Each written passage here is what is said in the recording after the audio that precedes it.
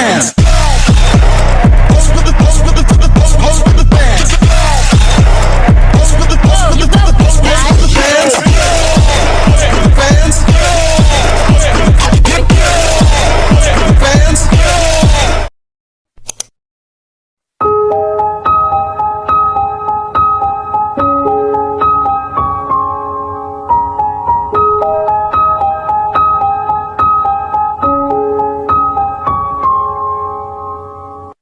Assalamualaikum warahmatullahi wabarakatuh. Alhamdulillahirabbil alamin. Puji syukur kita panjatkan kehadirat Allah Subhanahu wa taala karena atas rahmat dan karunia-Nya kita dapat kembali dipertemukan dalam podcast kebanggaan yang insyaallah membawa manfaat bagi kita semua. Salawat serta salam semoga senantiasa tercurahkan kepada baginda Nabi Muhammad SAW. Halo semua, selamat datang di podcast kami. Nah, di podcast kali ini kita akan membahas tentang agama ya. Jadi di sini di video kali ini kita akan membahas tentang infak. Nah, di video kali ini kita sudah bersama dengan narasumber kita yang sangat hebat tentunya. Beliau adalah Salah satu takmir masjid di Universitas Jember. Baik, kita kenalkan nama saya Serta dari UKAVI, bisa dipanggil Serta di sini. Posisi saya sebagai ketua ormas, juga sekaligus sebagai pengurus takmir di Masjid Al-Hikmah Universitas Jember. Kalau untuk kegiatan masnya sehari-hari itu di masjid biasanya ada kegiatan apa aja mas? Jadi kalau di kegiatan masjid itu mungkin bisa diklasifikasikan menjadi beberapa. Ada kegiatan yang sifatnya rutinan, ada juga yang sifatnya itu juga ya spiritual lah. Kalau yang rutinan ya seperti melaksanakan salat jamaah, ada menjadi misalnya evaluasi, ada bisa menjadi imam, kemudian ada kegiatan ngaji, ada bagian, tapi juga ada tugas-tugas yang sifatnya itu insidental. Ada di masjid ini ada temuan-temuan, misalkan dari bilang temuan-temuan kamar mandi yang tidak dapat digunakan atau temuan-temuan yang lainnya. Dari situ juga ya saya dan kami di sini juga bergerak untuk mencari solusi. Baik Kak, pertama-tama kita langsung mulai saja ke pertanyaan yang pertama. Gimana sih dana infak itu dialokasikan? Ya baik, mungkin sebelum itu konteksnya di masjid ini atau secara umum. Terlebih di masjid ini terlebih dahulu. Jadi kalau di masjid ini yang berkenaan dengan infak itu biasanya kan kota amal itu. Kota amal itu kebutuhannya juga untuk beberapa jenis kebutuhan. Ada kegiatan, ada yang untuk kegiatan-kegiatan yang ada di masjid, ada juga untuk operasional masjidnya. Kalau untuk kegiatan-kegiatan ya itu nanti untuk membiayai seperti kegiatan kajian, kemudian juga ada kegiatan bagi-bagi nasi gratis, melalui uang infak dan salurkan begitu. Kemudian kalau dalam hal operasional, uang itu nanti dapat diperuntukkan digunakan untuk membeli misalkan untuk operasional untuk membayar tenaga kebersihan, tunjangan seperti itu. Kemudian juga beli alat-alat atau bahan-bahan yang digunakan untuk kebersihan itu. Bagaimana mekanisme pemberian infak tersebut pada orang yang membutuhkan? Jadi kalau di Masjid Al-Hikmah ini kita di sini kan merupakan masjid kampus di universitas dan tentunya universitas juga memiliki kebijakan tersendiri dalam kaitannya untuk melakukan ya bantuan kepada pihak yang sifatnya itu eksternal atau di luar universitas. Jadi kalau kebijakannya Universitas Jember itu memang seminimal mungkin memberikan bantuan kepada pihak eksternal di luar kampus dan mengoptimalkan untuk membantu yang di dalam kampus terlebih dahulu pihak internal. Maka demikian, karena di pihak internal di kampus kita bisa lihat masih banyak kan yang notabene itu dalam kategori yang membutuhkan. Misalnya ada teman-teman mahasiswa yang kurang mampu dalam hal finansial dan lainnya. Nah itu yang didahulukan. Kemudian juga ada pegawai-pegawai dan tenaga yang mungkin kerjanya itu kontrak seperti itu. Nah itu juga kalau memang masuk di kategori yang membutuhkan, nah itu dapat lebih diutamakan didahulukan untuk diberikan ke orang-orang tersebut. Kira-kira kalau kayak gitu tuh kapan sih mas kayak kita ngasih yang ke pihak-pihak tersebut? Jadi itu juga tergantung tadi pengalokasian dananya. setiap Jumat itu kan salah satu contohnya setiap Jumat ada kegiatan bagi-bagi nasi Jumat gratis. Nah, itu kan nanti sasarannya kepada teman-teman mahasiswa. Itu kan teman-teman mahasiswa kan itu juga termasuk salah satu bagian dari kampus UNED ini. Itu salah satu. Kemudian kalau misalkan ada juga pakaian-pakaian yang masih layak pakai seperti itu. Nah itu nanti juga akan ya akan dicari, kita akan mencari nanti siapa saja yang mungkin yang berhak dari lingkungan teman-teman mahasiswa terlebih universitas atau dari mungkin ada tenaga pendidikan misalnya masuk dari kategori orang yang membutuhkan. Nah, itu nanti akan kita catat orangnya, kita alokasikan kepada mereka. Untuk infaknya sendiri itu berasal dari banyak kota amal atau mungkin ada donasi seperti itu, Pak? Ya.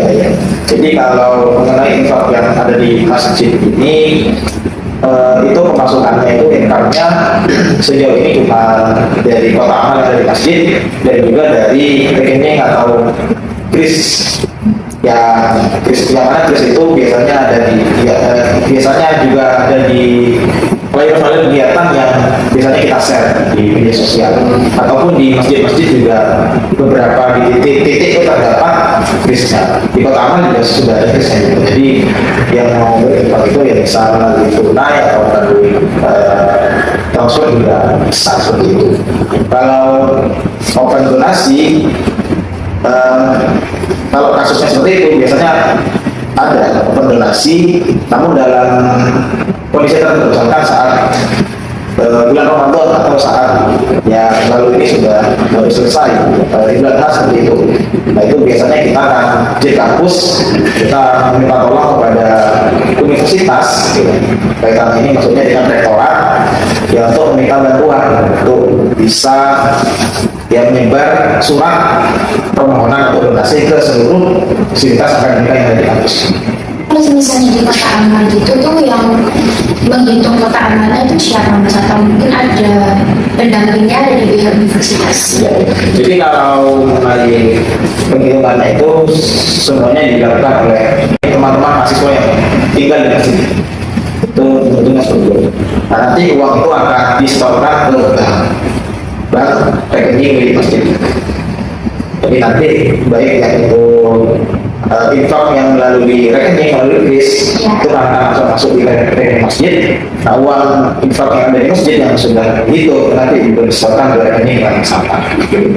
Jadi sudah ada rekeningnya sendiri. Iya. Kenapa sih kok dianjurkan untuk berinfak?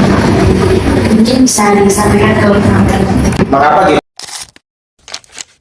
Mengapa kita itu dianjurkan berinfak? Karena memang itu disunahkan berinfak.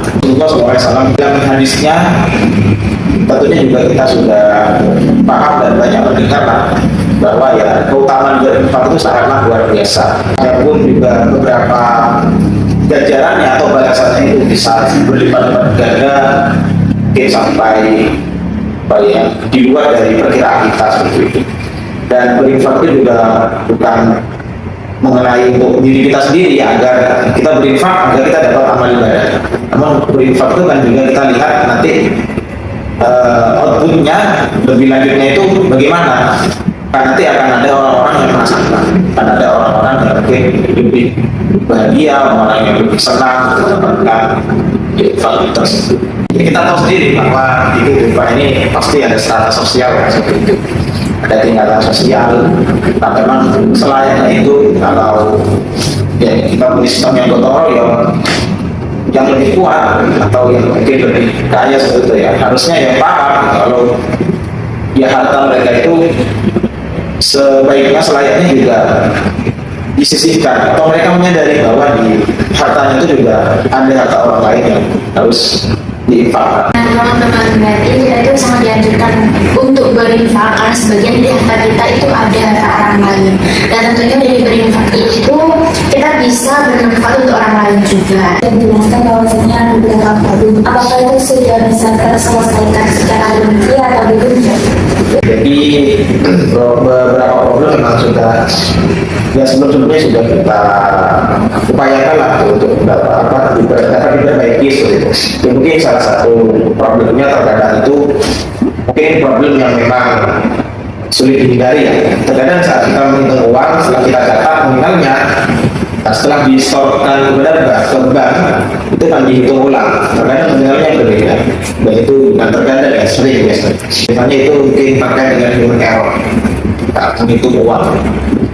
Tapi sebenarnya ya tidak menutup kemungkinan mesin pun sebenarnya akan bisa juga kalau error juga seperti itu. Namun errornya mesin itu kan ya peluangnya sangat kecil dibandingkan dengan manusia. Jadi ya kita percaya aja dengan mesinnya. Kemudian mungkin salah satu contohnya yang lain terkait dengan pencatatan seperti itu, dan juga mungkin analisis terkait dengan cash flow-nya keuangan yang ada di situ. Jadi itu masih istilahnya yang masih belum ada sistem pengelolaan keuangan yang punya kredibilitas dan akuntabilitas yang baik. Kita masih sistemnya itu ya memakai spreadsheet seperti itu. Kemudian terkadang kalau spreadsheet itu kan kalau salah masukkan data sudah itu bisa salah nanti bawahnya apa itu harus lebih total.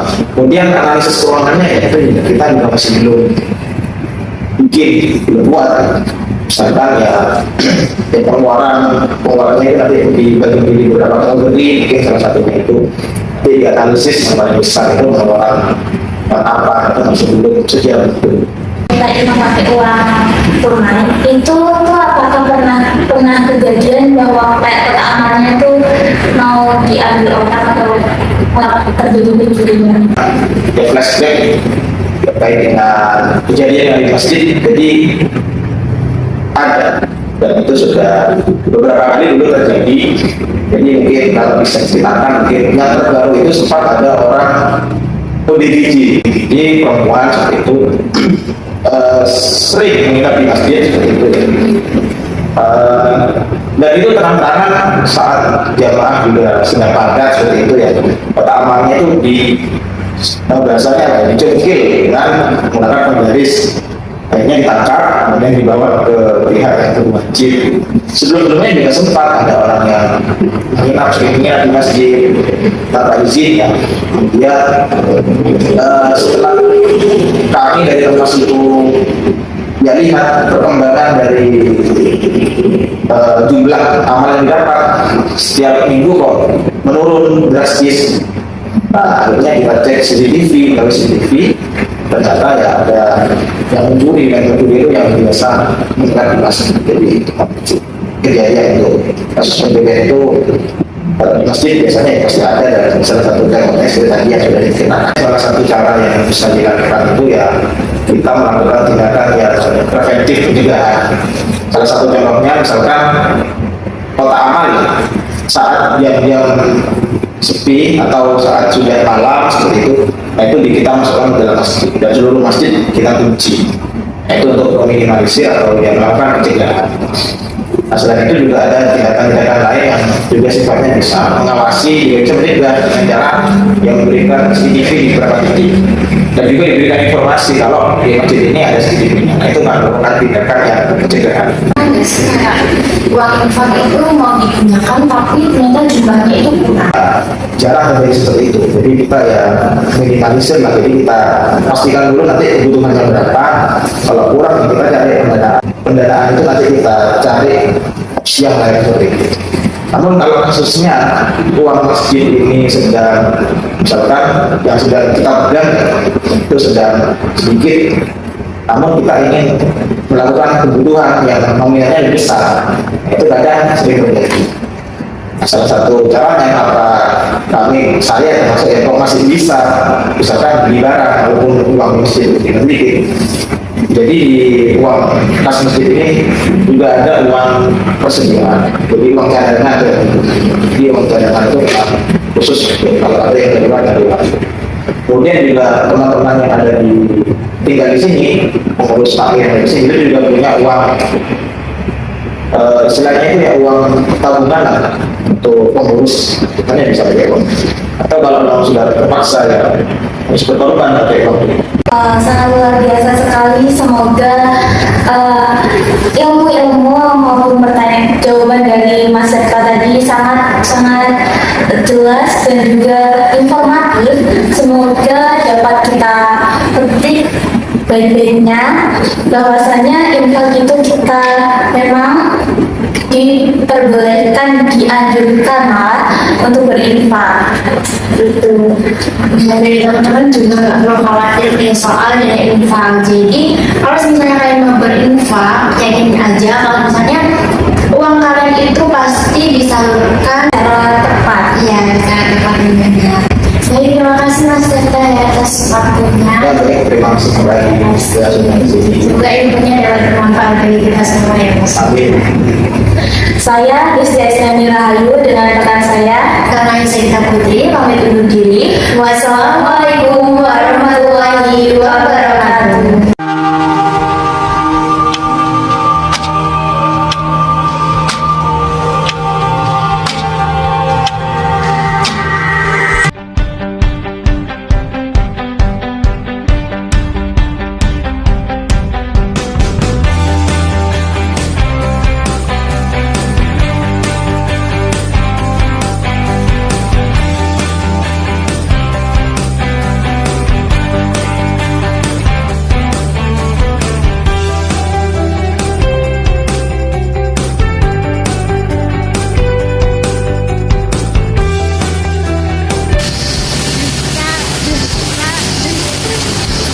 Jangan lupa berinfak.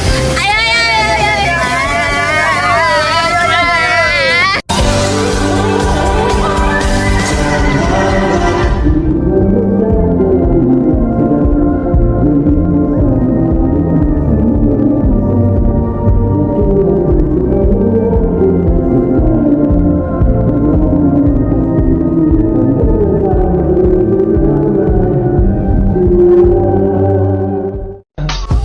I just had to let you know you're